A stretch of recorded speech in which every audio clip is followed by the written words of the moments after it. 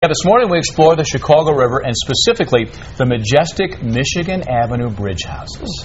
The Chicago River is arguably the reason why Chicago is here. Many Chicagoans just think of the river as something that's dyed green for St. Patrick's Day.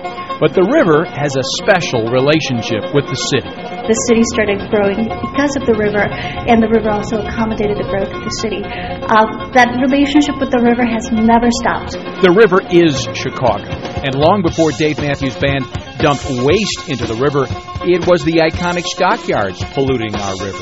They used it as a drainage system back in the 19th century.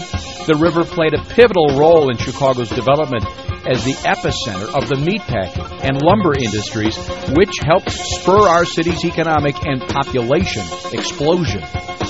If you spend any time downtown, you've likely been here before, either on foot or maybe in your car. This is the Michigan Avenue Bridge. They call this the granddaddy of all Chicago bridges for one main reason: the bridge houses. 4 of them in all, 90 years old, still functioning, and look at the sculpture. Distinctive, beautiful, they depict early Chicago history. The design on this bridge house memorializes the Great Chicago Fire. The 2 northern bridge houses were donated to the city by chewing gum king William Wrigley Jr. Today, the Southwest Bridge House is home to the McCormick Bridgehouse Museum. Visitors can learn about the history of the river and also see the actual gears that still open the landmark bridge. The museum itself, I think, makes just a surprising impact on our visitors, because when you are on Michigan Avenue, you really see the bridge house's top 2 floors. And the assumption of many people, and my own assumption a long time ago, was that these bridge houses are very small, when in fact they're 5 stories tall. Bridge tenders would operate the opening and closing of the bridge from these narrow towers.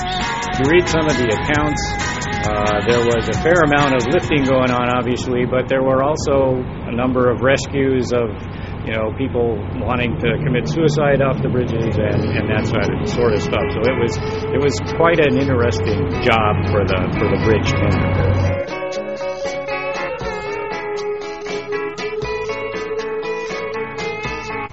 One time the bridges were staffed 24 hours a day with bridge tenders. Ships would pass and boats at any time, day or night. A lot of the tenders lived and worked in the same place, kind of like lighthouse keepers might have. Looking at a live picture, I believe that's the bridge house on is that the southwest corner? I can't tell. Looks like but anyway, it's kind of funny. When I was a kid, we used to drive downtown. We'd look at the bridge houses, and my brothers and we'd say, "Boy, wouldn't that be a cool apartment someday?" I know several friends who have thought the same thing. They're like, wow, wouldn't that be so awesome? And like so many beautiful landmarks in the city, the things you sort of don't notice all the time.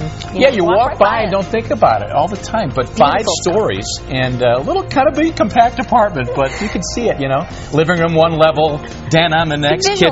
It could work. Really be a great pad.